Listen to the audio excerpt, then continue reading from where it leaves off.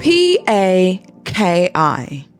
A word that can be used to describe a person of Pakistani descent, in the same way that you would refer to me as a Brit. But beyond the literal colloquial terminology, it's a bigoted term rooted in racism, social prejudice, discrimination of an entire group of people whose histories have been long-standing here in the UK, at least, for well over 70 years. In today's video, I will be unpacking the KSI P-slur drama, as there are many people who are talking about it with confusion in some cases, and nobody seems to be giving their audience the historical context and are basically just hopping on their platform spouting absolute nonsense with faux magnitude. Last week, content creator, CEO, boxer, and recording artist KSI found himself in a controversy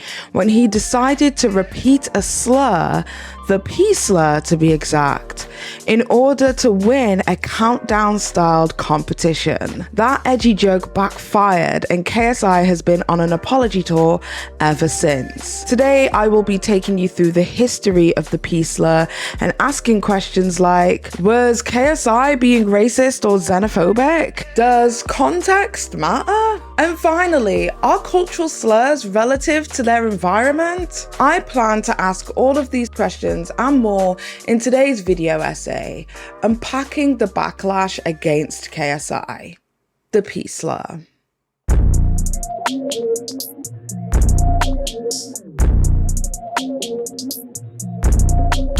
The problem that many people seem to be facing when it comes to the bigger discussion of the P-slur and its use in the UK is one fundamental issue that is taking place here in Britain: our lack of education around our cultural history in Britain. See, because British history is a history of colonialism and imperialism, that beyond the Second War, most Brits aren't taught about their history. If you were to ask most millennial Brits what Windrush is, I could almost guarantee you that 99.9% of these people won't even know what you're talking about. Even though that very migration is exactly what helped build and stimulate the economy after the Second World War. So let's rewind to Indian migration in Britain. The first significant wave of Indian migration occurred in the 1950s and 1960s. Many Indians migrated to the UK from the former British colony of India, seeking employment opportunities and a better standard of living. The UK was rebuilding itself after the massive destruction wreaked havoc by World War II, and there were severe labour shortages. Immigration was a solution to that problem. A 1948 Act gave Commonwealth citizens free entry into Britain, and the arrival of the SS Empire Windrush from Jamaica in June that year marked the symbolic start of the post-war immigration boom. Many hundreds of thousands came from India, Pakistan, and the West Indies to Britain through the 1950s, and not just for short-term work, but settling for good. Okay, so this is where things kind of sort of take a dark turn. In the late 1960s, a Conservative Member of Parliament called Enoch Powell made a very prolific, if you will, speech, known as the Rivers of Blood speech, in which he spoke about immigration in Britain. In 15 or 20 years' time, the black man will have the whip hand over the white man. Well, we must be mad, literally mad as a nation, to be permitting the annual inflow of some 50,000 dependents who are for the most part the material of the future growth of the immigrant descended population. It is like watching a nation busily engaged in heaping up its own funeral pyre. The discrimination and the deprivation, the sense of alarm and of resentment lie not with the immigrant population, but with those among whom they have come and are still coming. This is why to enact legislation of the kind before Parliament at this moment is to risk throwing a match onto gunpowder. This speech started a whole host of negative rhetoric surrounding immigrants and began waves of violence and abuse towards anybody of Asian descent, even starting things off such as P-slur bashing, where numerous Brits would go out of their way to hunt and find people of South Asian descent to beat up and, on some occasions, even kill. Fucking bastards!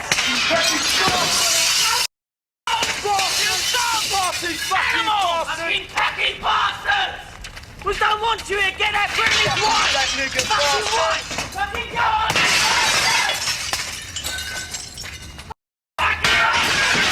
Fucking get them! Back to the Punjab! You baboons, get back to the jungle! Now, because of the PAKI bashing that was taking place in Britain, the word, the P-slur, then became a slur due to the negative connotations with that word from Brits, with the word somehow changing to mean anybody who migrated to Britain. Yes, that's right, even the blacks, even though they had some other fantastic words for us, such as wogs and sambos. Just a group of people that got together and said they're going to do something. Not your base sit down and go, oh, I hate wogs, you know what I mean? And they don't do nothing. We do something, you know? What do you do? Go out and bash them. However, this whole new wave of violence and negativity towards immigrants in Britain was really spearheaded by the skinheads. This continued into the skinhead culture over the next decade or so, with widespread racism and violence towards those immigrants. Skinheads were British people who were the white working class. There was this fallacy that Indians and black folk from Windrush had been given a better quality of life here in Britain, when the reality is that they were just presented with opportunity and built lives and communities of their own. This sort of xenophobic culture is exactly what was present and displayed in the film This Is England. I'm gonna say it, people. I'm gonna say it because you're gonna have to fuck it.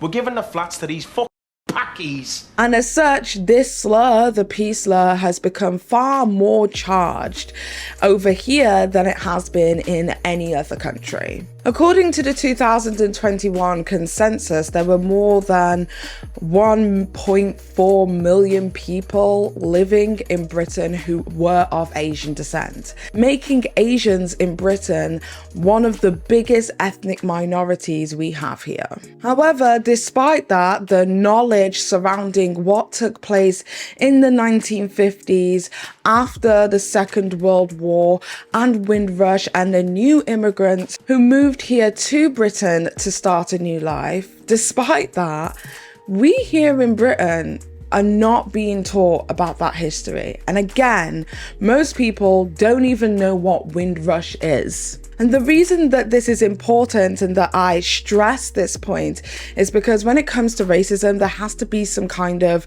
historical context in which these words or slurs have been used to oppress. So again, if no one's telling the kids and telling the youth and even telling people my age, and I'm first generation Windrush child over here, baby, I wear that title proud. But if we're not even telling people our age about the history of Britain and the migrants who came here to stimulate this economy, how are we expecting people to understand the impact of that word? Especially if that word doesn't mean the same here as it does globally. Because we also have to remember that KSI is African. He is not a child of Windrush. He is not the Windrush generations. This is not his story, nor would he have been around for that period of time. So hence why when I see people online saying stuff like, well, everybody in the UK knows that you don't say the P-slur. And yes, I would say that growing up as a Brit, it is quite clear and made clear to all of us that the P slur is most definitely a no-no word. But the impact as to why that word can't even be said in passing is really only something that you would truly understand if you understood the cultural significance. Something that, as we have already talked about, has not been taught in mainstream education. I mean, for Christ's sakes, we didn't even get Black studies here in Britain until 2020. And do you want to know the reason that we don't even have Black studies until 2020? It's because they didn't believe there was anybody qualified enough to talk about Black studies. I shit you not, take a look on the internet. Yes, but I do believe that there are now 2, possibly even 3 universities here in the UK that now teach Black studies. Yep, that's how far behind we are. However, returning back to the KSI story, when it comes to the KSI story, the part that gagged and gooped me was the idea that regardless of understanding, when you are as big as KSI and the Sidemen, you're not editing your own videos anymore. Meaning that this quote-unquote joke ran through so many people's hands and everybody decided that they were okay with it. And only when it got KSI cancelled did everybody become a little bit more retrospective. Okay, so let's talk about the actual drama itself.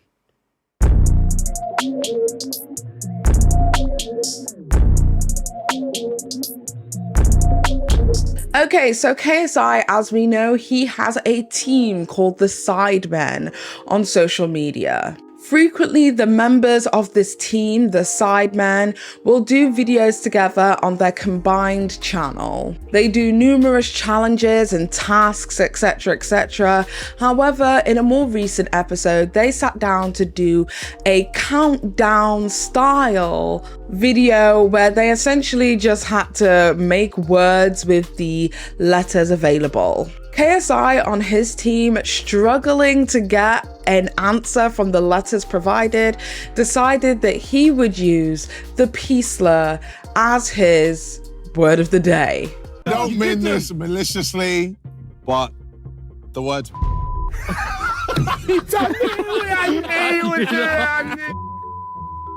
Sorry, I'm sorry. Look, we need points. I definitely did it right. Guys, come on. Shortly after he did this, his friends laughed, including individuals of South Asian descent such as Vicstar. So at that point, I completely and wholeheartedly understand how nobody in that moment may have felt that anything wrong had taken place. However, this footage was not only filmed and overseen by quite a large group of individuals, it was then sent to an editor. And the editor did not make any amendments or changes or even remove the scene entirely. Part of me feels like, to a degree, we really need to unpack why people feel like it's okay in the moment. Why nobody's out here picking each other up in real time. And I think once again, it comes down to the fact that it was less important to them because the P slur has somewhat become trivialized here within the UK. Because if you were to compare the P slur to, say, a word like Negro, we don't even say the word Negro anymore when speaking about Black people because of the negative connotations of that word and its proximity to the N-word. Even though if you were looking at me on paper of what I should be identifying with due to my phenotype, the word there would be Negro. And we've seen this multiple times through history where words have become stigmatized because of the way that people have used them. Another great example of this is, say, the R slur when speaking about somebody who, may have mental difficulties. A term that was used to depict an individual, medically speaking, as less advanced is now being used in place of stupid and idiot. So because of that, the term changed, the connotations of the term changed, and that in itself became a slur. But again, when it comes to Britain, it seems as if the term has slowly become trivialized, because KSI knows that there are certain words that you just don't say. For instance, there's a clip that started recirculating again where KSI was doing a spelling bee type challenge, where he asked one of his players, his white players within the Sidemen team, to spell the N-word. And that person rejected, because that's the same normal thing to do. Spell nigga. However, despite all of this, there were still numerous people, especially people of Pakistani, Bangladeshi, Southeast Asian descent, who were basically saying things like, well, I'm not offended, so why is everybody else being offended on my behalf? Which is a very valid question and should not be shouted down. That led me to the next question of cultural nuances. Some words mean different things in different places. So let's get into it.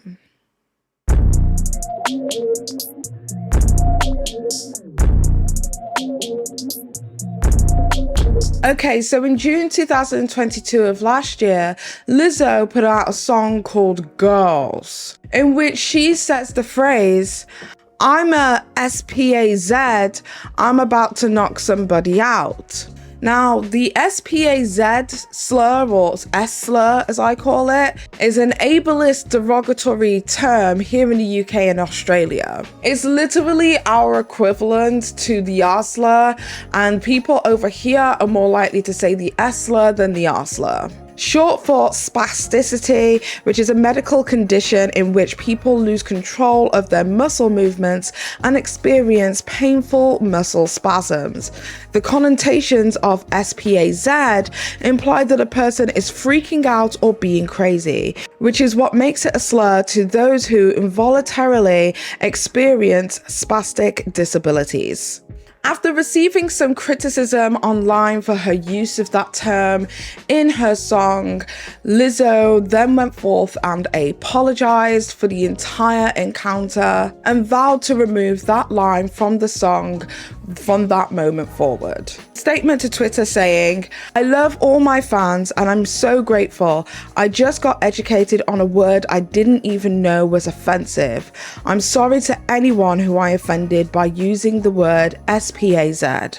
Lizzo's decision to remove that line from the song was seen as a positive step by many individuals. However, there was still a small percentage of individuals who wanted to drag, despite there being a cultural ignorance to a word that is not used or seen in a derogatory way in her community. Just like this current and present situation with KSI, there were a lot of people who were basically telling Lizzo there was no need to apologize, as she was ignorant and did not know anything about this slur. As do a lot of people who had just then, at that moment, found out that the term SPAZ or the S slur was a slur to some. But there are numerous different slurs that have weaved their way into our vocabulary. So a trigger warning before we go forward, I am going to be saying some slurs in this next section, but I'm saying it with the primary intention that you guys understand what it is that I'm trying to say, not to try and be rude or disrespectful to any demographic. We're not here to do that, we're here for clarification. So for instance, there is the term gypped. There are a lot of people who like to use the word gypped in terms of, you know, they were duped, they were hoodwinked, if you will. And the historical context, if you will, behind that phrase is that gypped is from the term gypsies, and gypsies have this negative stigma attached to them culturally, especially here in the UK, at least I can't speak for the rest of the world, as being deceitful, scammers, they'll try and take your money from you. And because of all of these negative stigmas attached to them, when somebody says I've been gypped, it now has a negative connotation, thus making that term a slur. However, that that term has weaved its way so much into mainstream vocabulary that if somebody was to say it in passing, you'd probably miss it. Another term that I see being used all the time, especially here in Britain, is the term, and forgive me, Japsai, which many individuals use as a descriptive term for the end of a man's urethra on the end of their penis. Why? Because that area is thin and elongated instead of circular and round, reminiscent to many bigoted individuals of a Japanese person's eye. People say that term sexually in passing as if it's just normal. That's what you call that. But the reality is that phrase is rooted in racism. Those are just two examples, but the point that I'm trying to make is, does cultural nuances matter? To take this to a place that culturally resonates with me, a lot of people know about what white people call space bun and what black people tend to call Bantu knots. But in Jamaican culture, in my heritage, in my history, we don't call them that. We call them Chinese bumps, as in Chinese bumps. Because the Chinese migrants who moved over to Jamaica after the slaves had arrived to Jamaica were seen with these round buns on the top of their head. They called them Chinese bumps. So now, if you were to speak to a Jamaican and ask them what those Bantu knots were on the top of their head, they would most likely say Chinese bumps. Now, if I was to take that closed discussion with individuals of Jamaican culture and heritage and put that in, my world, in Western society in Britain, that would be an inappropriate conversation to have, because I would be associating a look with a certain demographic. Whereas culturally in Jamaica, to the Chinese Jamaicans as well as the Black African Jamaicans, they don't have a problem with it at all as a phrase. So then my next question is that if it is cultural and there are certain things that mean stuff to certain cultural demographics, for instance, with the SPAZ term that Lizzo used in her song, it was primarily used by British people and Australian people as a slur. To the rest of the world, that was not a slur. And with the KSI incident, with the use of the PAKI term, that is seen as a slur here in Britain. But everywhere else in the world, that's not a slur. Chinese bumps in Jamaica, not a slur. Potentially, I don't know, anywhere else could possibly be a slur. So then how do we navigate global spaces as content creators whilst trying to appease everybody when knowing there's going to be these cultural differences? And is it possible for people to claim cultural ignorance? Because again, here in Britain, whilst kids will fundamentally know that you do not say the P slur about anyone under any circumstances, parameters, or conditions, do they know culturally and historically about why that in Britain is a protected term? And I just don't think the kids know. I really don't. So yes, whilst KSI definitely would have known not to say that slur and definitely would have known better, and it sure as hell should not have made its way into the mainstream in terms of YouTube and mainstream media, the new narrative that is being spun and spearheaded by individuals like Kavos, the new rich lux of the commentary community, is posts such as this where he's basically saying that he shouldn't go to a mosque in order to understand culturally about the significance of the P slur. He should just know. Making racism and xenophobia just so baseline, like it really comes down to the word itself rather than everything else that encompasses it. It is very privileged and very Caucasian stance to have taken when discussing this situation. And this is why this discussion was just so interesting to me, because the Americans prompted the Brits to answer questions. Like the Brits were saying, KSI should have known never to say that word. And Americans were like, okay, but why? And the Brits were stumped. They didn't know why. It's just something you don't do here. Okay, but why? That's why the historical context is necessary. That is why we have these discussions. So with that being said, let me get straight into my conclusion, girl.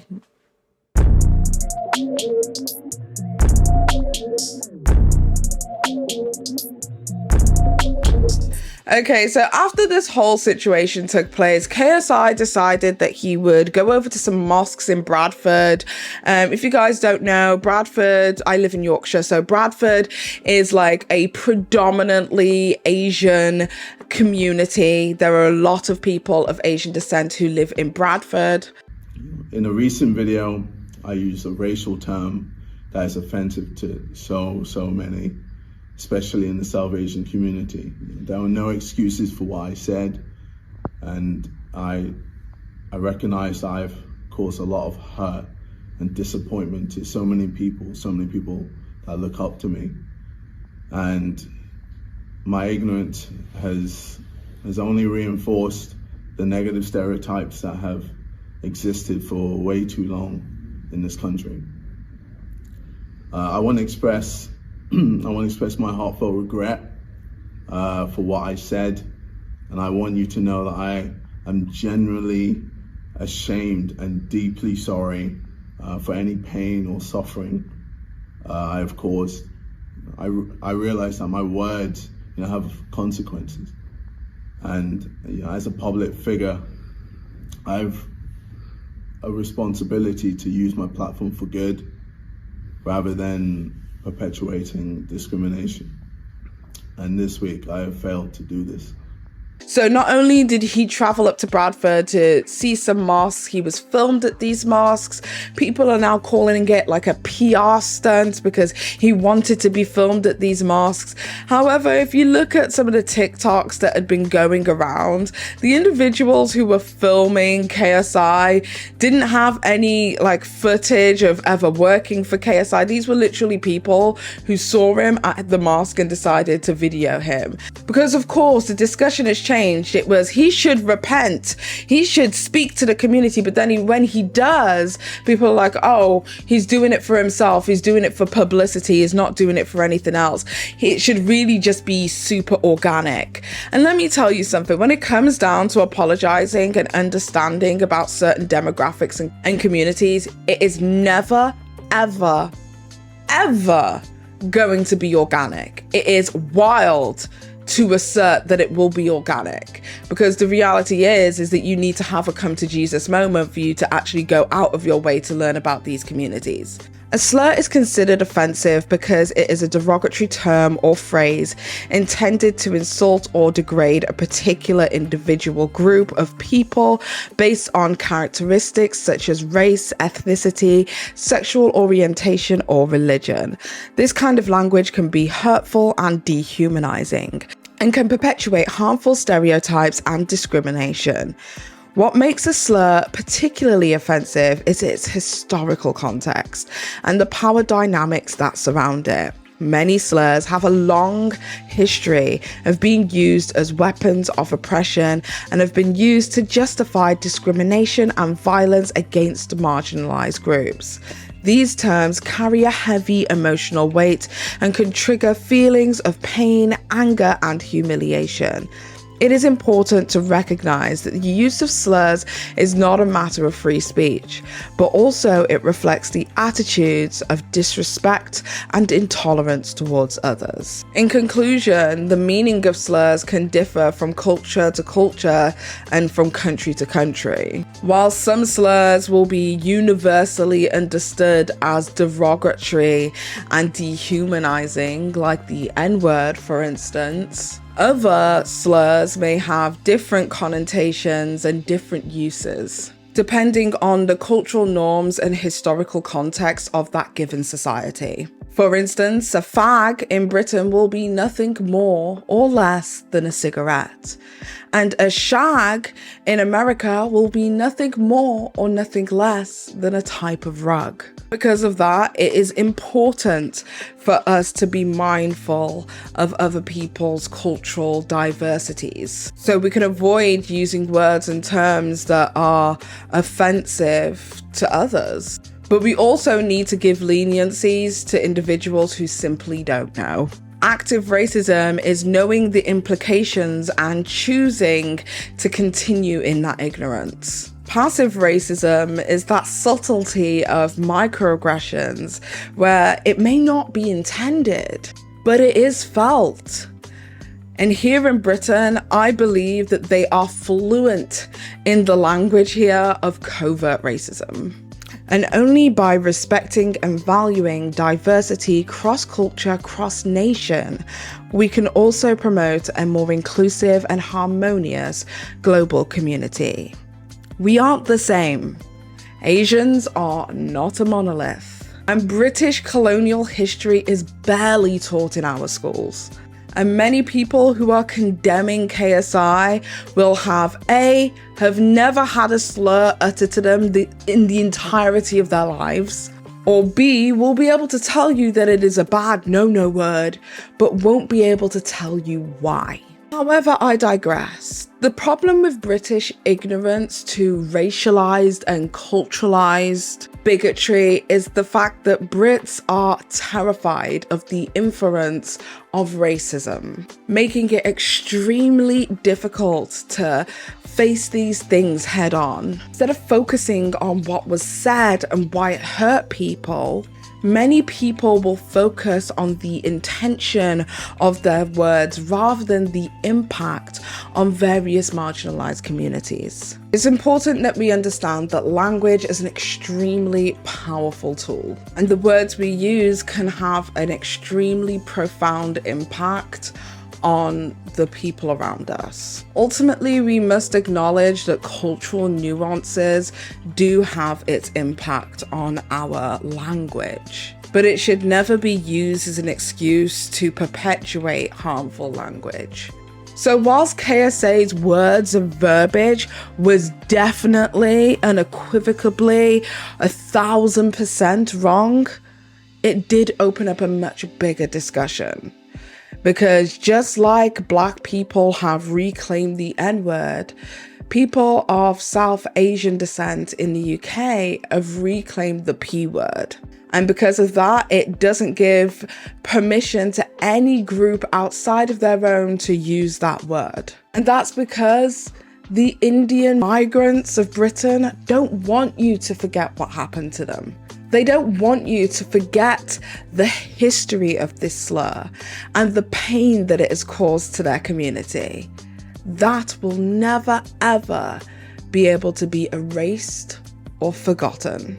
Let us not forget the injustices of the past, but rather use them as a catalyst to promote positivity, change, and progress. The mistreatment of the Windrush generation and their families was a clear violation of human rights and a failure of the government to protect its citizens. But their legacy should inspire all of us to continue to strive for a better future of our own.